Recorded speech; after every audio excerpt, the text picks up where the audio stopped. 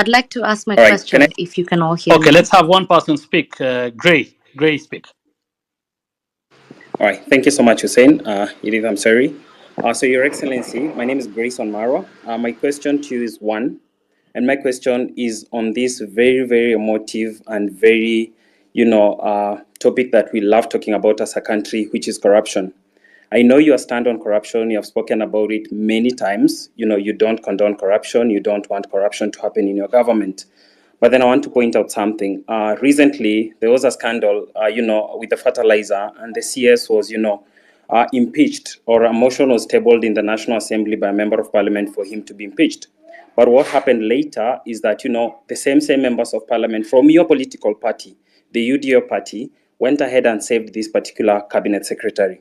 What does that speak, to your stand regarding corruption? Do you support corruption on one hand, but on the other hand, because he is your CS, these are your members of parliament, they go ahead and flop that motion that was supposed to impeach this particular cabinet secretary? My last question, as a young person, there is a challenge of jobs in this country. But a month ago or so, in the dailies, there was a freeze that the public service is not hiring anymore. What are you trying to tell young people? Yet you say each and every day you want to ensure that we give jobs to these young people who go to school but don't have jobs out here. People are, forced to do things that they shouldn't be doing, and they went through the education system. If I can get a response to those two issues, I'd really appreciate it. Thank you.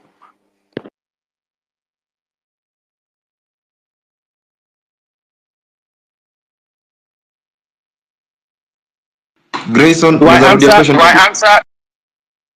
answer those, or I thought we said we take three people? Can we take maybe Eddie? Eddie was somewhere. There is a lady called Eddie was somewhere or something.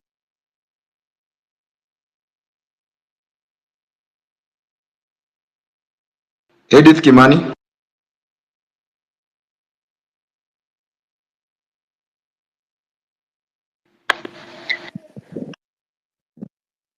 Otero, from my end, I see she's a listener. Maybe you can add her to speak from what I'm able to see on my end. Okay.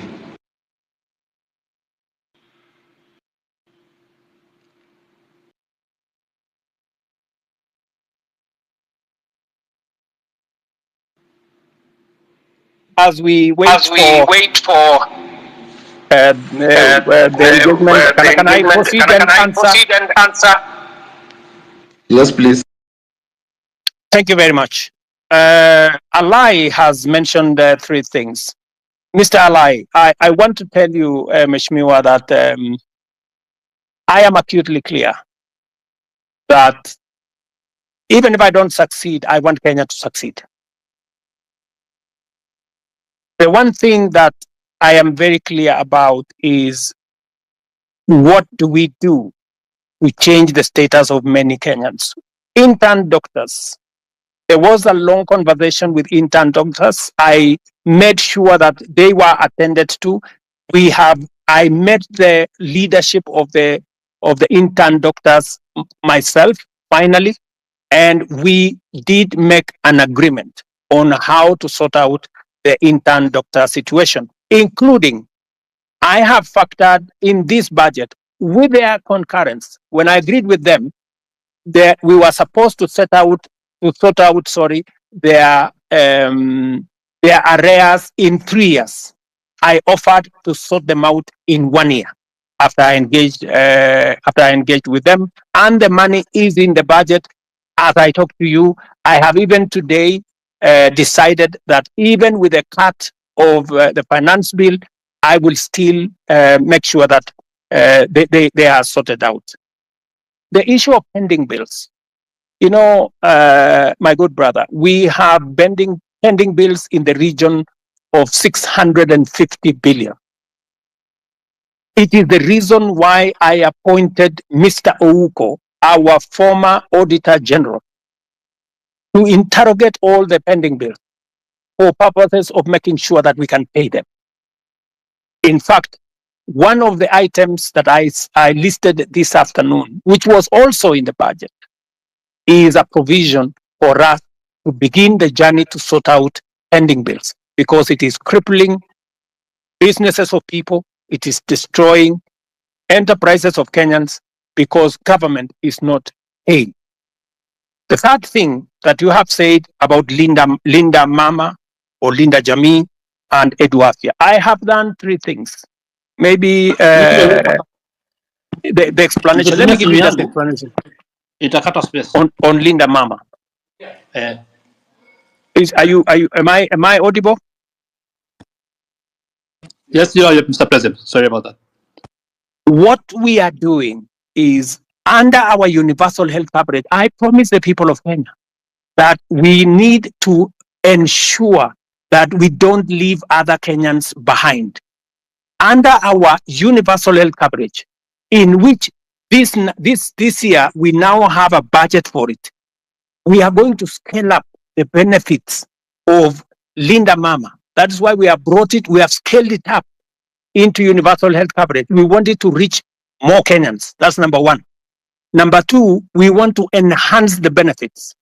The benefits were 2,500 for women giving birth in hospital, in smaller hospitals, 5,000 and maximum of 17,000. We have now changed that. From 2,500, we have moved the benefit to 11,000. And we have moved the upper benefit to 32,000. That is not a derogation. That is an upgrading of Linda Mama. Number two, Edu Afia.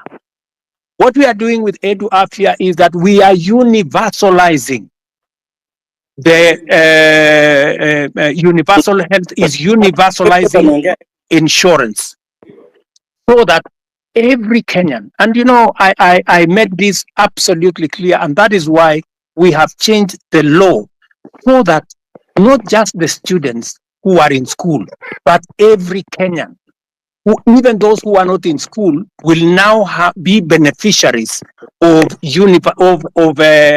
our chief social health.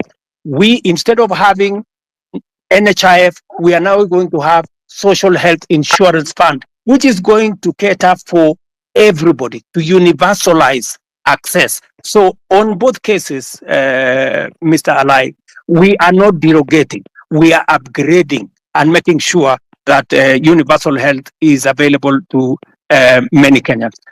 Finally, on Nairobi own source of revenue, I thought I heard the governor say the other day that he had increased it, he had raised more revenue than was ever raised. I'm not sure about that. But I want to tell you that that is a Nairobi County affair. You, Mr. Alai, should not be asking me. The public should be asking you, because you are the person. You are the person responsible. You are the representative of the people. You should answer that question. You should be the one to interrogate the county government. It is your responsibility of oversight. It is your responsibility of representation. It is your responsibility of legislation. You should legislate how the county resources are raised. You should oversight the county government to collect it. I just want you to take up your job and do it. Let me, Gray Marwa has asked me two very important questions. Marwa, these are very important questions about corruption. Let me say the following, just three things first. Number one, I said before that corruption must be dealt with firmly and decisively.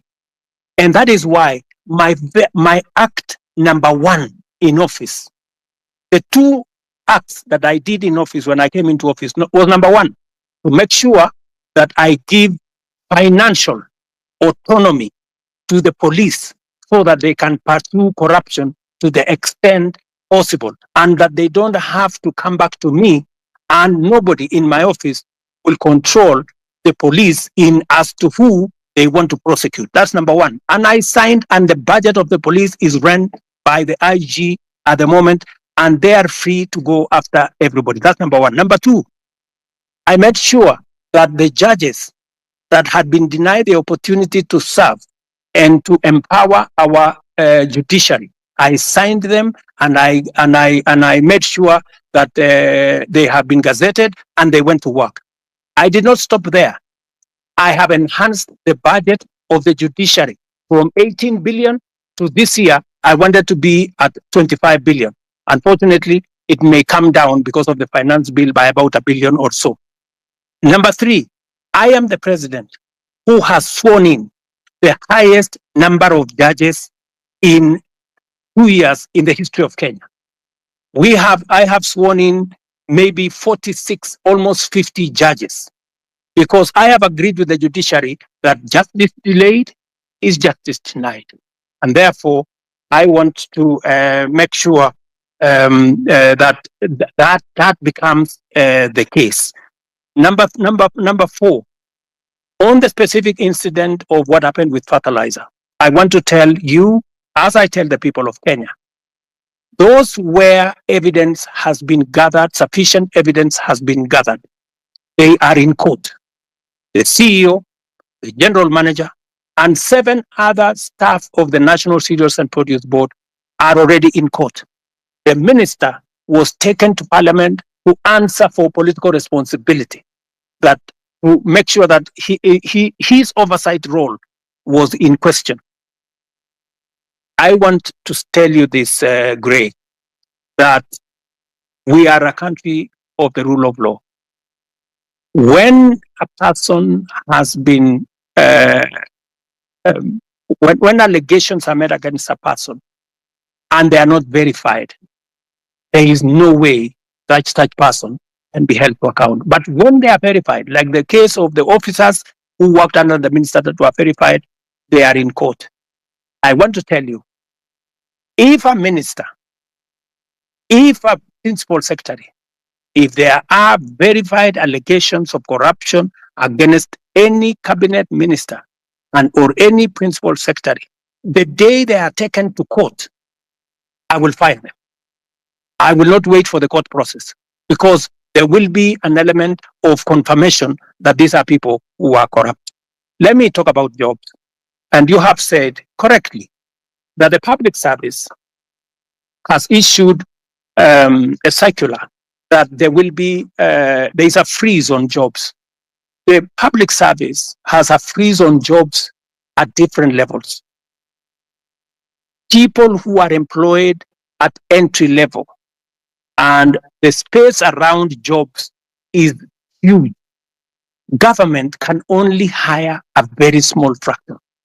My intention, my plan is to make sure that government facilitates the economy, facilitates the private sector, facilitates the entire enterprise space to create more jobs.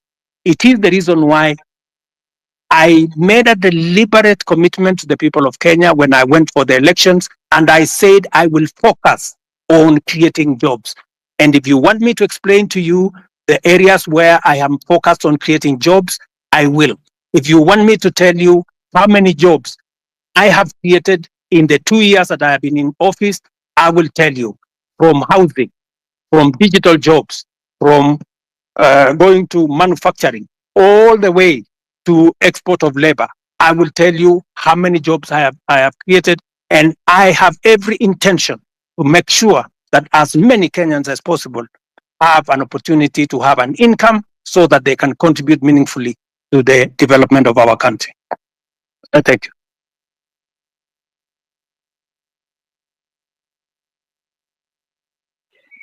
You can speak. Thank you very much for this chance to maybe ask some few questions to the president. I'll be very brief. I only have 3 questions to make. One, Mr. President, is that like most of the people have said, is that your government is full of lies. Because of one, I want to put it clear that when Finance Bill 2023 was passed, we believe that the revenue that was going to be collected during that period were going to be used for development. Personally, I come from Masab constituency, and on February of last year, the CS for Transport, Bonamurkomen, came to Kabiet Shrines and promised us that there is a road down there that's going to down from Kurgung to Chepterway, coming down to Kapkatembu. He said personally that since that this is a road that was left midway by the contractor, he was going to send the contractor in a record 3 months to be on site so that the road can continue so the contractor can start the construction. Up to now, we still haven't seen that. So that basically tells you that that is a liar.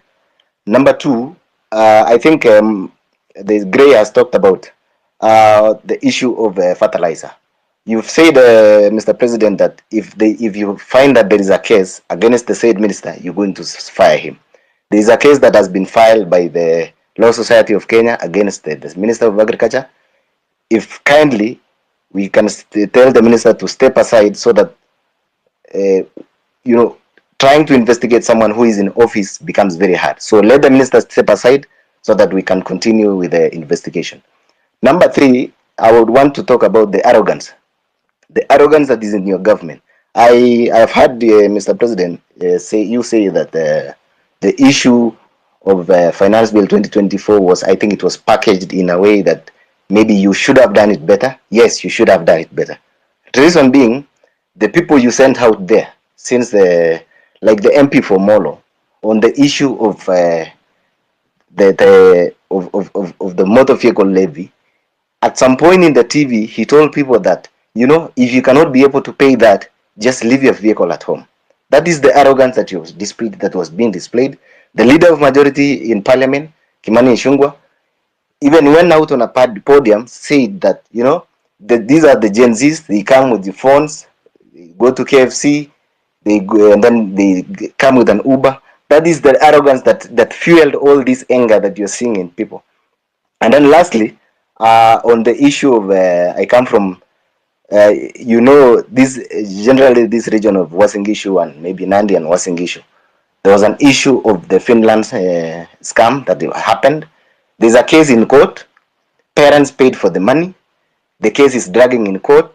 So actually, what you saw in Elred, I think it's more of, it wasn't even more finance bill. It's the anger that has been building up. It's been building up. So people were really angry because they've paid, people sold their land. The issues are still there. Nobody's talking about. We have a case that is in court. It can drag to 5 years. So what happens with the money that has been lost, that someone was going to go to school tomorrow, or by next year maybe they would have graduated. So I think those are the issues that I have. I want you to address in regards to the areas that I have mentioned. Thank you. Wakili Saroni can speak.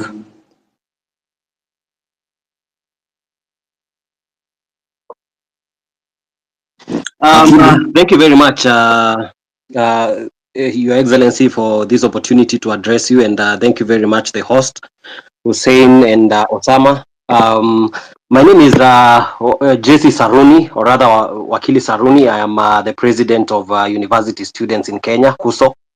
And Your Excellency, I have a few concerns. But first, allow me to give you a background of why, in my opinion, I feel comrades were very disturbed about the finance bill. Your Excellency, if you look at the finance bill 2023-2024, it introduced housing levy at around 3%, which was to be redeemable. However, during public participation, the people, most of the people, including comrades, said that we can start at 1.5%. But without communication, the parliament went ahead and reviewed and made it to be 1.5%, but they removed the clause that allowed people to redeem the savings after they retire. Your Excellency, I would wish to hear from you whether it can be reverted so that this can be redeemable. But as I continue, Your Excellency, I was part of your team during the campaign, and one of the things that we were saying during the campaign, because I actively campaigned using the Kenya Kwanza manifesto, was the 30% of appointments of youth in different positions, and including a youth advisor to the cabinet. However, Your Excellency, currently we have an advisor to the cabinet on women affairs, but we do not have an advisor to the cabinet on youth affairs. I was concerned whether this was deliberately left out, or I was just a little bit concerned with that. Your Excellency, another key concern that affects comrades, around 6,000 graduates went through diploma in law, and this is in regard to career progression. So they did their diploma in law, and they proceeded to do their degree in law. Your Excellency, before 2014, everyone who did their diploma and did their degree in law were able to proceed to the Kenya School of Law for the ATP Advocates Training Program. But the laws were changed in 2014, and this affects around 6,000 university students who are working in law firms and getting underpaid. And I am happy to see that the president of LSK, who is very passionate about issues of youth, is also here. Your Excellency, there is an amendment bill in Parliament that is on the Speaker's desk and has stayed for so long. Your Excellency, this is something that is under the office of the Attorney General.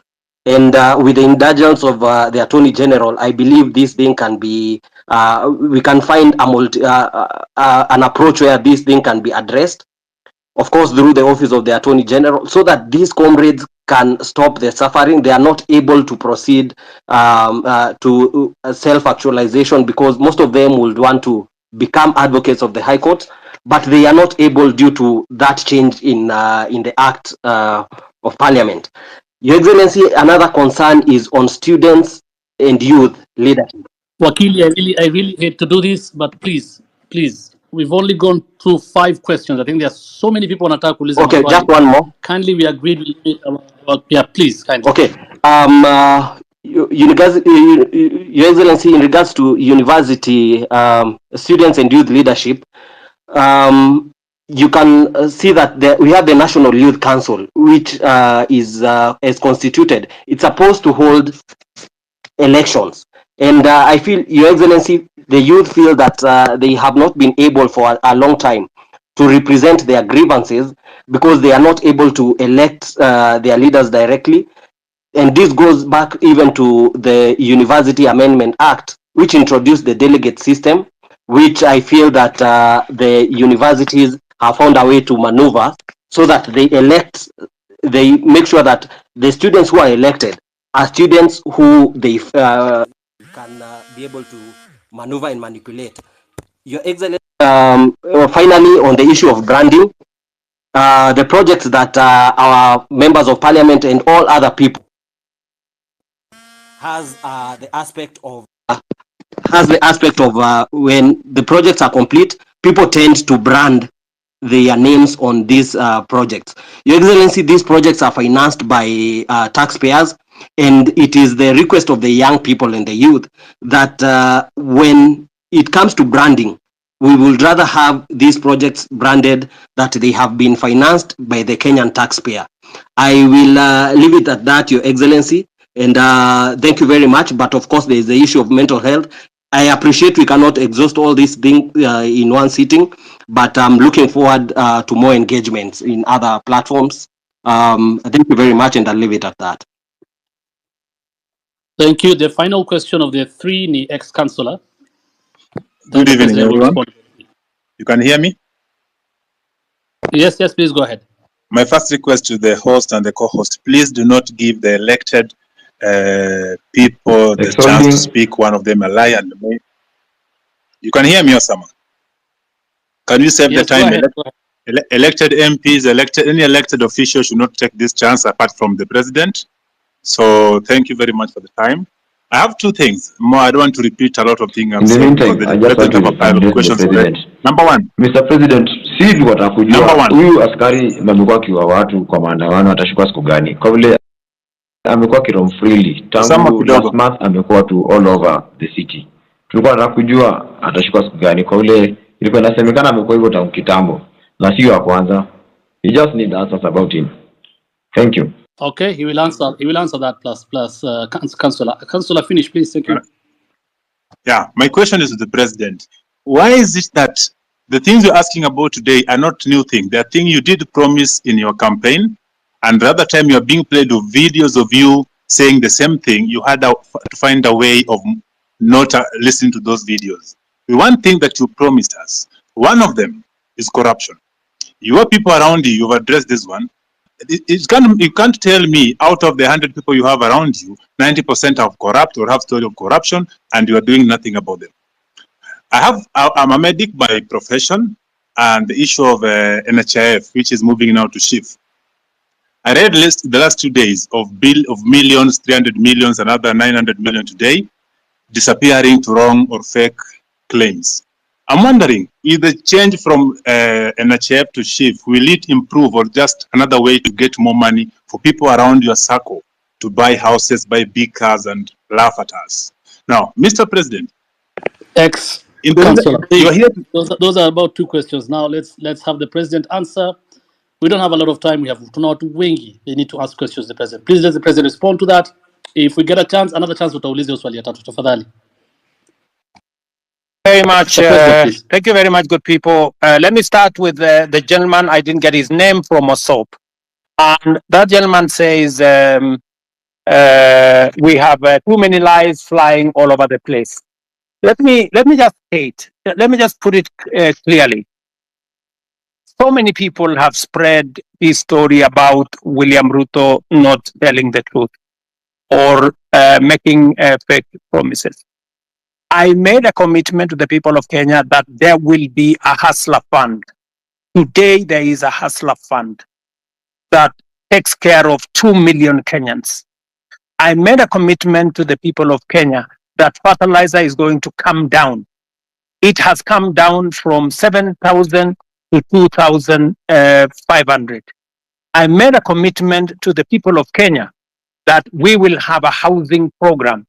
Today, 103,000 houses are being built with 160,000 young people, real people, engineers, architects, quantity surveyors, plumbers, technicians working.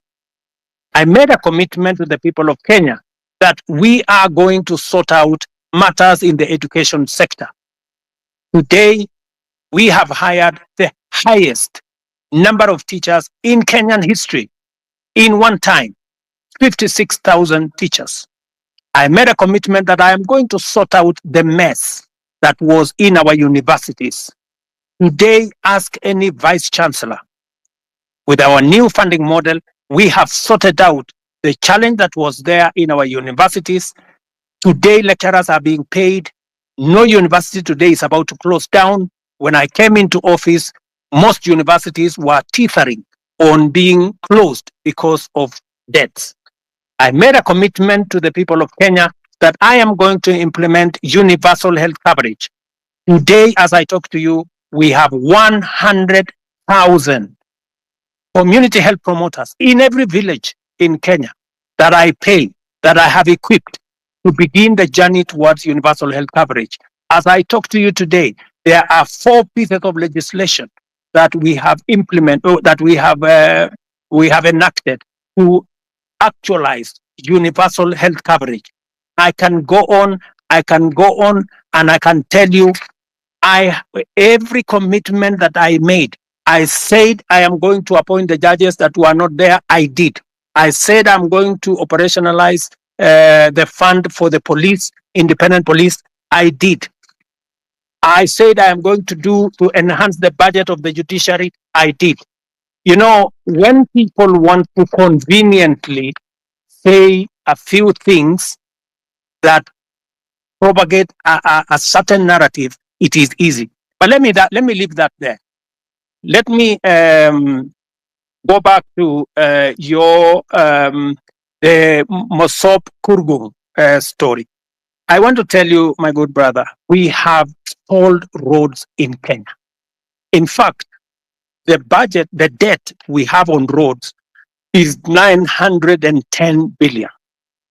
Because we rolled out a program that we didn't have money to do. It is what is troubling me now. It is why I am Many people are asking me, why are you outside the country? I went to China, for example, and I got 40 billion shillings to do at least 8 roads that were stalled. I have come back from the US, and we have had a consultation, and we are getting money to be able to roll out some of our roads, courtesy of concessional funding from the World Bank. I have had conversations with the president of Germany, and they are giving us money under the same program for us to be able to meet some of our programs. I want to tell my good friend from Mosop that we are focused on these areas. These roads did not stall yesterday. These roads have stalled for a while. We are figuring out how to make sure that we deal with that situation. And my apologies that maybe the minister did not keep his word. And I'm going to remind him.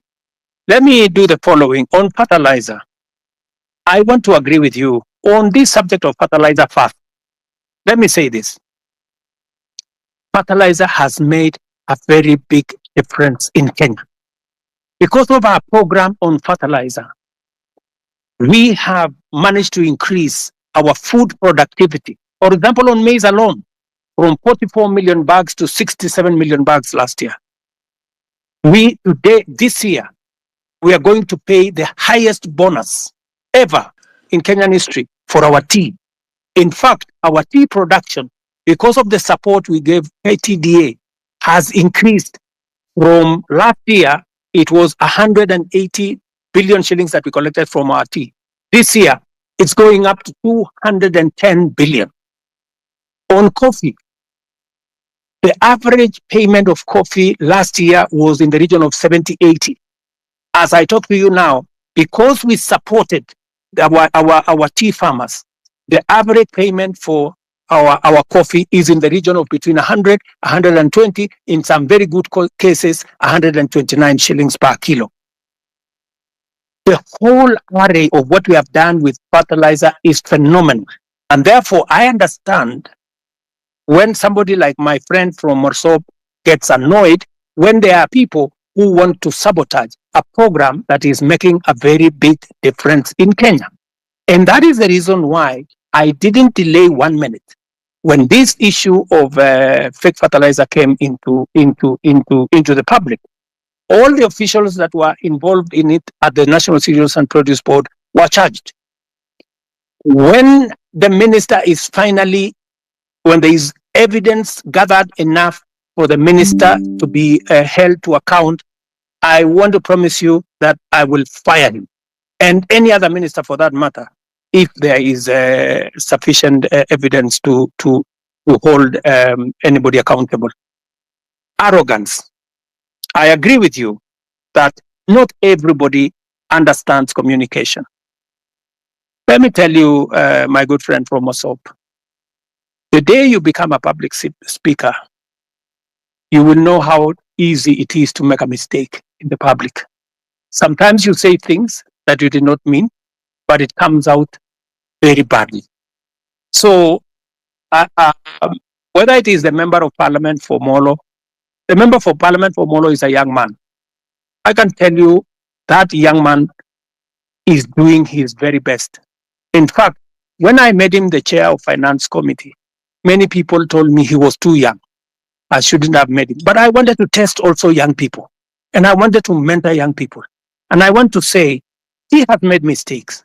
But I want to tell you that young man is bright. He has a bright future. He made mistakes. I will apologize for him.